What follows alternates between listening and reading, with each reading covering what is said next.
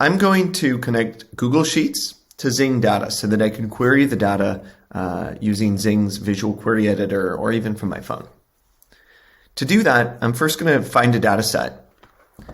In this case, I'm going to use data on energy production and consumption from the University of Oxford.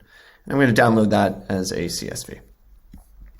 Once I have that CSV, or if I already had a Google Sheet, I can import that CSV, Excel file, what have you, using the import option here. And it will read it into the Google Sheet. I'm going to take a quick look at the data here to make sure that all of my columns have a header row. And I don't need to worry about the fact that there's parentheses or semicolons or spaces. Zing will automatically take care of that for me. But I do need to make sure that I don't have sort of random letters or content or other stuff in my sheet in other columns that I don't want to import. So I quickly check. This looks reasonable. And I'm going to get a link that I can share with anybody.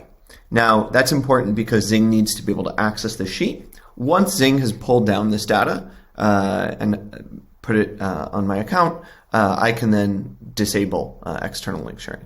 So I'm going to hit share, and then I'm going to specify that anybody on the internet with this link can access this file. Once I have that link, I'm going to go over to Zing and log in. I have an existing account. If I didn't, I could create a new one. And I'm going to go Setup under Google Sheets. I drop in my Google Sheets URL, and I'm going to put in a table name. Here I'll call this energy usage by type. Well, let's say Oxford. I hit save, and then I hit import. That will pull all of this data into my Zing environment, and I'll then be able to query it on my own, both from the Zing web app and from the Zing mobile app.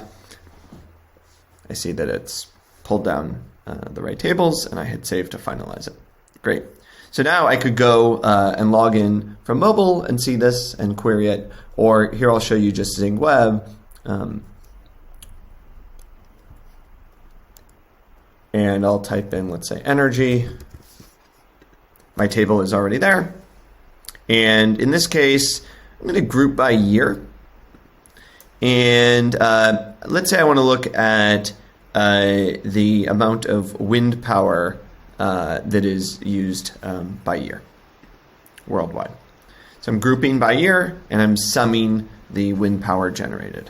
And here I see my result that, it seems like wind power is growing quite quickly. That if I want, I can view this in different ways. I could take this as a data table. I could even export this simply by saving it down as a CSV, this export, or I could save down a graph as a item to my photo gallery. I could also mention my colleagues down here, and if they are already using Zing, it will send them a push notification. If they're not already using Zing, I can add them as a colleague, and I can do that using the share dialog up here.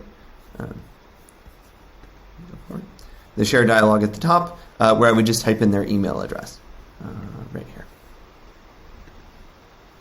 Hopefully this gives you a sense of how to connect Google Sheets or an Excel file or a CSV to Zing Data. And if you have any questions, you can contact us, hello@getzingdata.com. Thanks.